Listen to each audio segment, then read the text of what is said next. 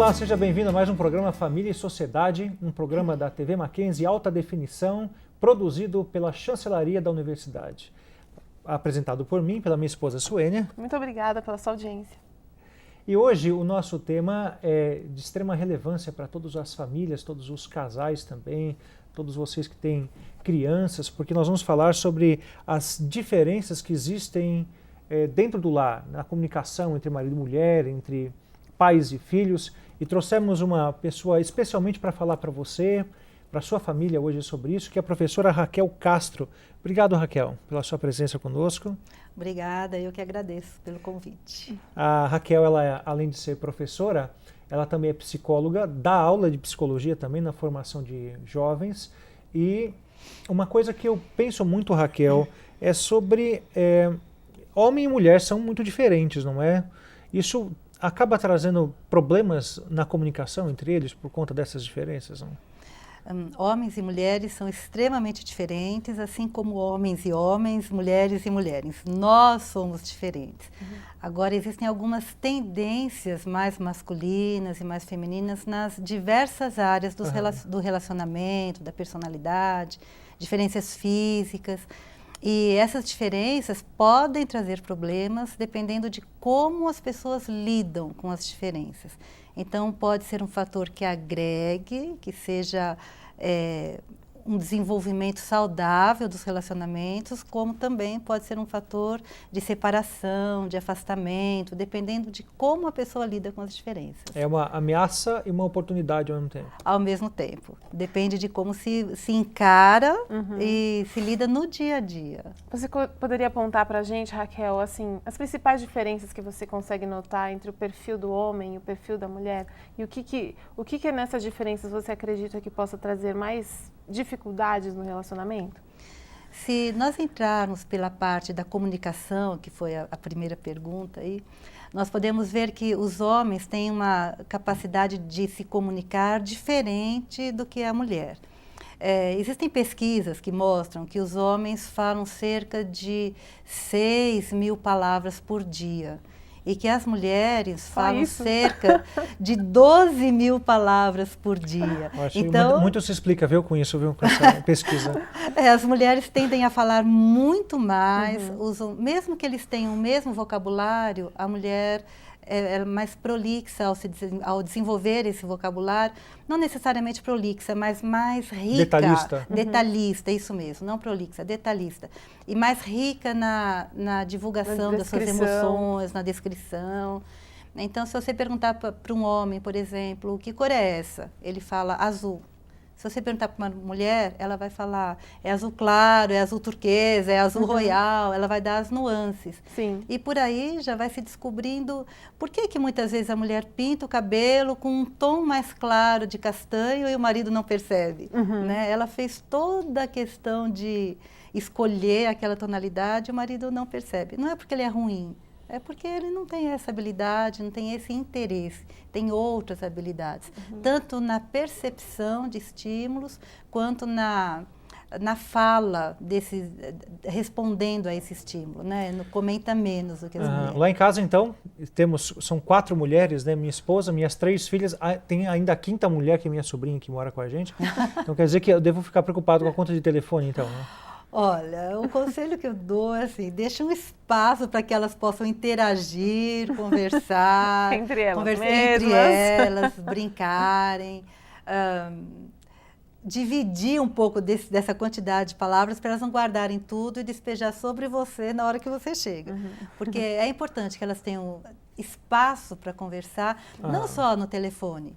No telefone também, mas entre elas, com amigas, com espaços em escola, em clubes, na igreja, para poder usufruir disso, né? A mulher tem essa necessidade de dividir seus sentimentos, de falar, de explicar, de contar detalhes. Então elas vão falar em torno de 10, 12.000 palavras por dia. Então a gente fica com a ideia de que pelo menos a mulher fala mais ou menos o dobro do que o homem costuma falar. Como é que a gente chega nesse equilíbrio aí, Raquel? É importante que o casal saiba disso, porque muitas vezes o marido chega em casa cansado, ele já gastou as 6.000 palavras dele, ele quer chegar, já ouviu muitas mulheres falando onde ele está trabalhando, então ele quer chegar em casa, quer se recolher, quer ficar quietinho. E a esposa, às vezes, tem ali um estoque de umas 10.000 palavras ainda, 6.000 palavras que ela guardou para gastar com ele. Então, ali é importante que se ache um meio termo, não olhar para o marido e achar que ele está com má vontade de ouvir. Não é que ele está com má... Às vezes é essa tendência, né? E ele não está com má vontade de ouvir, nem sempre, né? E muito menos de falar. Nem sempre. Né? Ele não quer falar porque ele já gastou o estoque dele, não tem interesse de falar. Então, se a mulher entender isso como uma parte inerente da personalidade masculina, tanto ela pode se controlar um pouco mais na sua fala, quanto ela pode perceber o momento que ele está mais apto a falar, para discutir algum problema da casa, alguma questão com os filhos, ou discutir a própria relação, mas no momento que ele tem a disposição para falar. Quanto ela também pode ter um controle maior desse número de palavras, para não jogar só em cima dele. Porque às vezes acaba gerando até um paradoxo, né? O marido mais fora de casa, a esposa mais dentro de casa. Ele que fala menos é obrigado a falar durante o dia todo, ela que fala mais, e ela que fala mais tem menos oportunidade de falar. De falar. E se você observar, se você pergunta para um homem, nós estamos falando de maioria, né? Sim. Claro que existem exceções. Mas se você pergunta para um homem, como foi o seu dia? Geralmente, à noite, ele responde, foi tudo bem. Agora, se você perguntar para a mulher, como foi o seu dia? Você pode sentar, porque ela vai te contar como é que foi o dia dela. Eu levantei tal hora, eu fiz tal coisa, eu peguei um trânsito. E ela vai contar detalhadamente o dia todo, porque ela acredita que você quer ouvir, né? Então, às vezes, ela reclama, você não me conta nada, você não fala do seu dia. Mas é por conta dessa diferença na linguagem mesmo. Ou então, quando o homem até pergunta, ele liga o piloto automático depois, né? E nem quer ouvir mesmo. Falando, né? No fundo, acho que ele quer ouvir que ela diga assim, foi tudo bem, né? Mas ela não vai dizer isso. Ela vai contar como foi o dia dela. Então, quando você perguntar, esteja preparado para ouvir como foi o dia dela. Tem que haver paciência de ambas as partes, né? Sim. Senão... Eu digo assim, equilíbrio, porque muitas vezes a desavença acontece porque as diferenças são encaradas como defeitos. Sim. E as diferenças não são necessariamente defeitos. São características que podem complementar, que podem enriquecer, que podem desenvolver um relacionamento. Bonita, né? Torna bonita, o colorido da vida. E eu imagino também que as diferenças se deem na resolução de outras problemáticas, né? Não só da comunicação, né? E isso lembra que a gente tem mais 2 blocos pela frente e vai ser o assunto do nosso próximo bloco. Como essas diferenças vão afetar homem e mulher na resolução dos seus conflitos diários. Não saia daí, voltamos com o programa Família e Sociedade.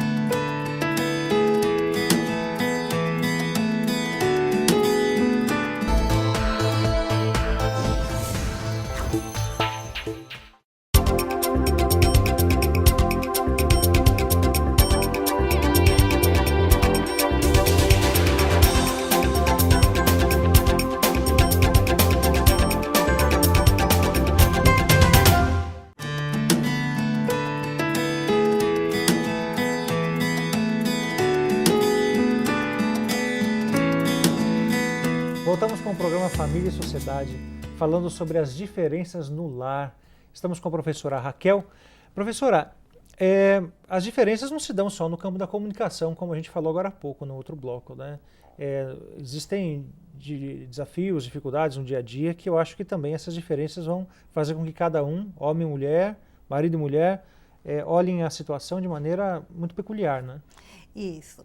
O funcionamento cerebral de homens e mulheres é muito diferente. Então, as mulheres, quando estão pensando, fazendo alguma atividade, elas trabalham com os 2 hemisférios ao mesmo tempo. Elas são multitarefas. São multitarefas. O homem não. Ele faz menos conexões neurais. Então, o que acontece? Se um homem está estudando, ele não consegue falar ao telefone, pôr um leite para esquentar, cuidar de um bebê e ler uma reportagem no jornal. Ele não consegue fazer isso, porque ele foca ou a leitura dele, ou o leite que está no fogo, ou a criança, uma atividade de cada vez.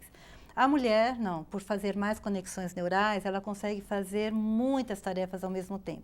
Mas então, elas todas estão bem feitas? Normalmente a gente consegue, né? De vez em quando podemos tropeçar numa ou outra, mas temos essa habilidade de conseguir fazer uma leitura, falar ao telefone, cuidar da criança, fazer o almoço com vários alimentos cozinhando em ritmo diferente, com texturas diferentes.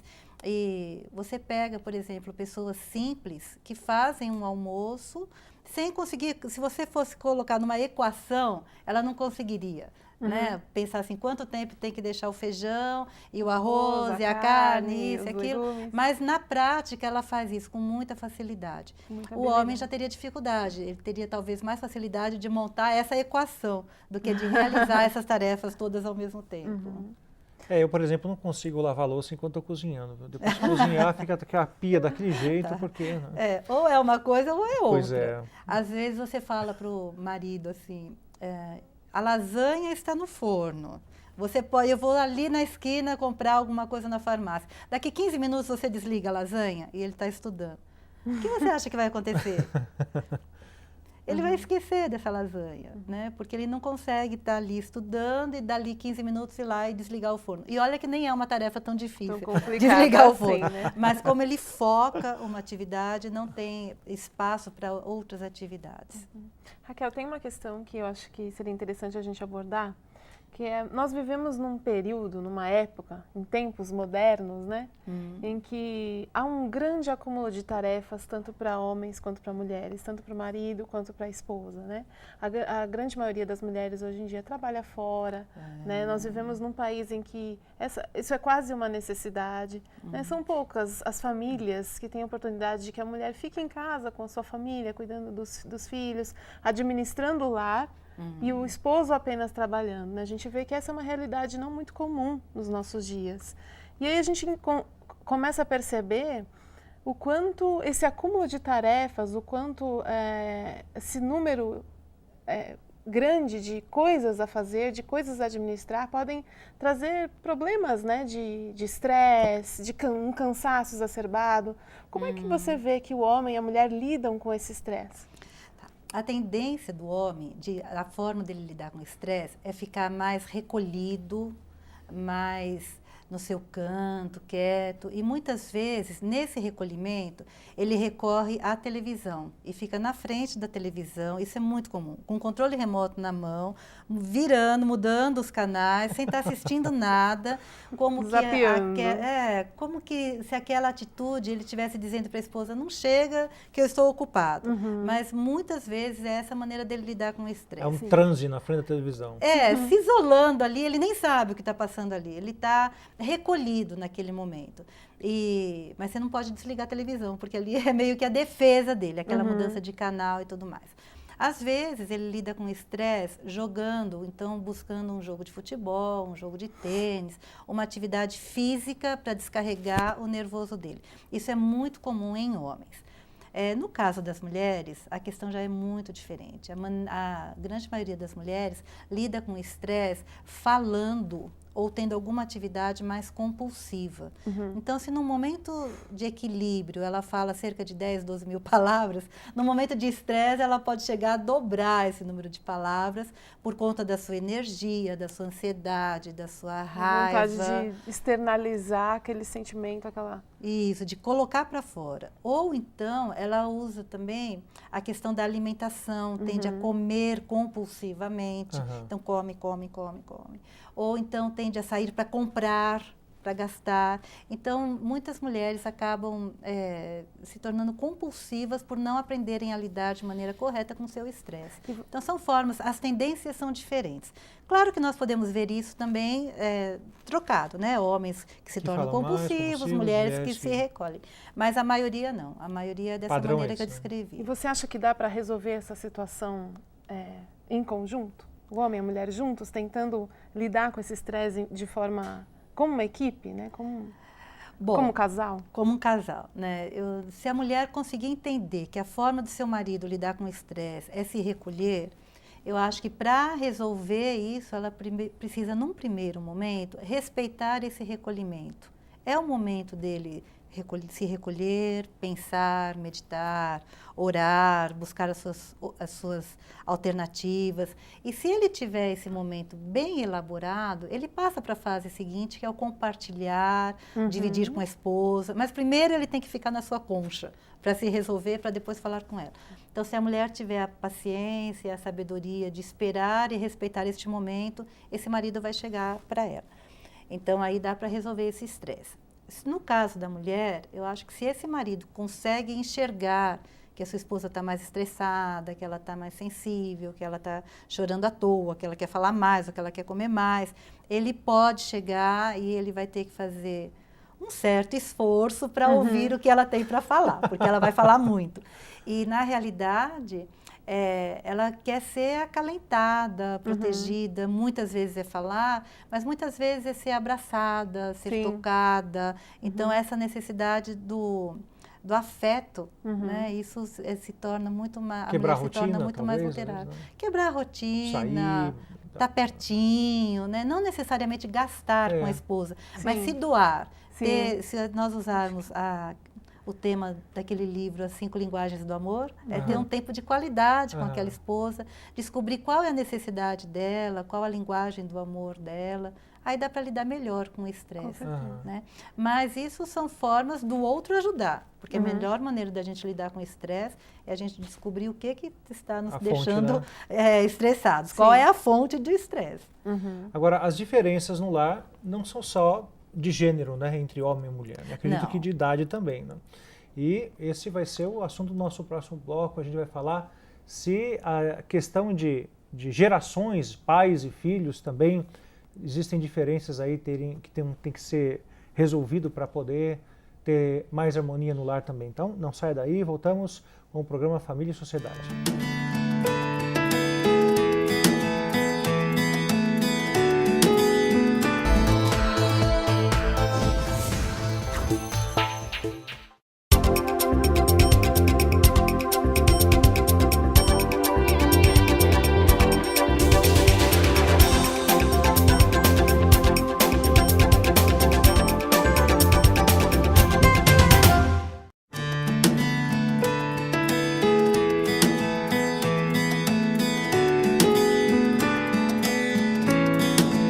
Voltamos com o programa Família e Sociedade e o tema é lidando com as diferenças no lar.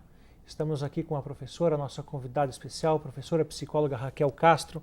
Raquel, nós terminamos o bloco anterior falando que as diferenças não se dão tão somente de gênero, né, de homem para mulher, mas também pais e filhos, por conta da idade, também pode ter problemas também aí, tem que resolver, não é não?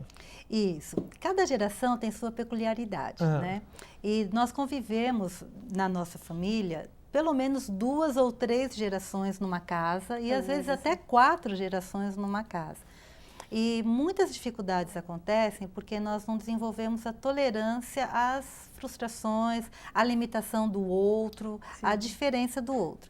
Então, a gente acaba achando que o nosso filho é um prolongamento de mim. Então, eu chamo Raquel e a minha filha seria uma Raquelzinha. Eu espero dela atitudes conforme eu sou.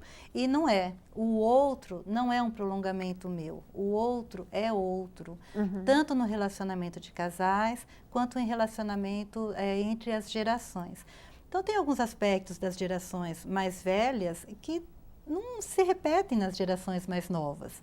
E, às vezes, os pais querem que os filhos ajam como se ele fosse resolver aquela situação. Ou tivesse a mesma maturidade para resolver aquela questão como ele tem. E aquele jovem não tem. Aquele jovem tem outros objetivos, está num outro momento, fala uma outra linguagem, não é? Escreve de uma outra maneira. Se você pegar Messenger, Orkut, tudo isso é uma outra forma de escrita. Palavras, às vezes os nossos filhos usam palavras que você fala, o que significa isso? Gírias, né? Gírias. Agora, uma coisa que eu acho curioso, né, que as crianças refletem como o ser humano necessita de atenção, né? Quando a gente é adulto, a gente, não sei se é porque a gente se conforma com isso, mas a gente está até disposto a dividir a atenção do nosso interlocutor com qualquer outra coisa, né? Mas a criança senta no colo da gente, se não estiver dando atenção só para ela, pega a cabeça da gente assim, vira, né? Vira para ela até ela perceber que está dando atenção só para ela. Interessante isso, né? Ela quer uma atenção total. E, na realidade, nós aprendemos a dividir essa atenção. Mas, no fundo, nós temos momentos que nós necessitamos da atenção total da pessoa com quem nós estamos convivendo. Especialmente em termos de vínculos afetivos dentro da família, e especialmente nos momentos dolorosos da nossa vida. Então, nós precisamos da atenção total naquele momento. Claro que a gente não vai pegar o rosto, né, do marido, ou do pai, ou do filho e virar para nós, mas nós usamos de outros artifícios, outros mecanismos para solicitar esse tipo de atenção. Agora, me parece que essas diferenças de idade, pelo menos de relacionamento dentro do lar, pais e filhos principalmente, elas tendem a se revelar, não sei se acentuar, mas se revelar com certeza na adolescência, né? Quer dizer, isso é uma fato. Fase mais crítica. Se a criança, se você não tem um bom contato com a criança, acho que o desenvolvimento disso vai ser uma ruptura na adolescência, talvez. Na realidade, na infância, a criança tem como principal modelo o pai e a mãe, né? São seus principais modelos. Quando ela chega na adolescência, ela vai mudar um pouco esses modelos. Ela vai tomar contato, e hoje até bem antes da adolescência, né? Ela vai tomar contato com outros modelos. Então, se ela tem uma relação saudável com seus pais durante a infância, seus pais mostram suas características positivas, seus próprios defeitos, chegam a pedir perdão para a criança quando tem algum erro, mostra sua tristeza. Então, a criança consegue perceber que os pais acertam, erram, têm qualidades, têm defeitos, têm temores. São pessoas, têm sonhos, têm expectativas. E aí, ela chega na adolescência com um pai, com a visão de pai e mãe bem mais próximos do que ela está vivendo. Porque ela vai se perceber com sonhos, com qualidades, com defeitos, com expectativas, enfim, né? Então, ela tem esse vínculo já criado. Agora, se esses pais se mostram muito poderosos, muito certos, que não erram, que não sofrem e muito fortes em relação a essa criança, quando ela chegar na adolescência, que ela vai experimentar as lutas, as fraquezas, aqueles sonhos que acabam. Então, ela quebra também esse modelo de pai e mãe, porque ela vai ver que seu pai tem aquilo que ela não tinha contato. Ou seja, foi passada para ela uma imagem praticamente deturpada, distorcida do que os pais deveriam representar para ela, né? Isso. Até dores fortes na família, como luto, né, tem que ser vivenciado devem ser compartilhados, com a criança. né? Isso. É importante que sejam compartilhados. Para que ela chegue na adolescência e lide da maneira dela, mas com essa ideia de que os pais são pessoas que acertam, que erram, que sofrem, que têm sonhos. A gente vê muita falta de paciência dos pais com os filhos, né? Muito. Acho que isso é um problema sério. Às vezes eu percebo que os pais querem dar para os filhos, né, o resto de tempo, não é planejado, né? Você planeja no tempo de trabalho, planeja o que faz com o seu dinheiro, planeja até um lazer de vez em quando você planeja, né? Mas não passa pela cabeça dos pais muitas vezes que eu preciso planejar, né, esse tempo que é separado para dar atenção pro meu filho, né? Isso. Então, precisamos ter em mente que cada vez que você separa um tempo para ir na festa da escola do seu filho, ou para levar o seu filho em alguma solenidade, ou para cortar o cabelo dele, é uma atividade que teria que ser vista como algo prazeroso, para aprender como ele lida de maneira diferente com essas atividades e que fazem parte vamos dizer assim, do escrever um livro de memórias da família, né? E quando essas crianças estiverem mais velhas ou em alguns momentos difíceis, ela vai lembrar, minha mãe estava lá, meu pai estava lá, quando eu me apresentei, ou meu pai que me levou no barbeiro, enfim. E o bom também é que vai criando um círculo virtuoso, né? Porque você passando para os seus filhos a ideia, a imagem de que você se importa com eles, que você gosta de estar com eles, você vai criar neles também a ideia da importância da família e também de estar com os filhos também, né? Eles vão ser bons pais com isso, né? Tendem a ser bons pais e tendem a respeitar mais as diferenças. E saberem exatamente... Mais tolerância, né? Mais tolerância. E a quem procurar no momento de cada dificuldade. Então, este assunto eu quero falar com meu pai, este assunto eu quero falar com a minha mãe. Então, esse pedido eu vou fazer para minha mãe, porque eu sei que ela é diferente, ela vai deixar. Né? E isso eu creio que seja muito saudável, porque a vida é assim. Quando você vai procurar um emprego, você vai num lugar que você tem mais chance de obter esse emprego. né? Então, isso é ver as diferenças. Como algo saudável, né? E nesse sentido de diferença, né? A infância, ela carrega consigo tantas peculiaridades, né? Como eu falei agora há pouco de paciência, né? Que o adulto não gosta por exemplo, de determinadas coisas, não é? Outro dia um amigo falou assim para mim, ele ficou muito marcado, né? Ele falou assim, olha, a gente tem que disciplinar as crianças, os nossos filhos, quando eles fazem arte e não quando eles são crianças. Não é? Tem coisas que são peculiares da infância, não é? Ora, eu não posso querer corrigir uma criança por ser criança. Não é verdade? Às vezes as pessoas falam, especialmente na igreja, né? Está correndo, não para de falar, e faz isso, faz aquilo. E a minha resposta é a seguinte, parece criança, né? Eu costumo dizer que parece uma criança normal. É uma né? criança. Então, quando nós tínhamos 3 anos, 4 anos, a gente também chorava, a gente também corria, também queria algumas coisas, fazer bagunça. Exatamente. Então, temos que olhar para as outras gerações, respeitando que está na outra, que aquela criança está numa outra geração. Assim como também se nós tivermos pais ou alguém da terceira idade na nossa casa. Também, né? Não exigir que aquela pessoa de 70 anos tenha as mesmas habilidades, possibilidades do que o outro que tem 40 anos. Então, quando o netinho recebeu o não quando eu pedi pro vovô jogar videogame com ele, então não é o fim do mundo, não é o fim né? do mundo, não é o fim do mundo, porque especialmente o vovô, se ele tiver condições, ele vai jogar o videogame com o netinho, porque deve ser uma das atividades prazerosas para ele, né? Poder jogar o videogame com o netinho. Agora, uma outra coisa que eu vejo que é interessante nesse processo é que, bom, eu costumo dizer que a Bíblia é o manual do fabricante, né? Que tudo isso que a gente falou aqui está permeado de conceitos bíblicos, né? Isso, a família é a ideia de Deus, é a criação de Deus. E o Senhor nos criou com essas diferenças físicas, emocionais. Então, o Senhor criou e nos uniu como família. E é nesse espaço que nós precisamos nos desenvolver, crescer, aprender a respeitarmos uns aos outros, para que saindo dali possamos levar esse aprendizado em qualquer lugar que a gente for, na nossa profissão, as crianças mesmo na sua escola. Então, é esse o lugar de aprendizagem, né? Essa ideia de família que Deus criou. Bom, o papo está muito bom, mas a gente vai ter que interromper por aqui, o nosso programa está acabando. Obrigado pela sua presença, Raquel. Eu agradeço, fico muito feliz de ter sido convidada e participar aqui com vocês. Obrigada. E assim nós encerramos mais um programa Família e Sociedade. Obrigado pela sua audiência. E se você tiver qualquer comentário, dúvida, sugestão, mande um e-mail para a gente que está aparecendo aí na tela, familiasociedade@mackenzie.br. Obrigado. Foi muito bom ter você no nosso programa. Até o próximo.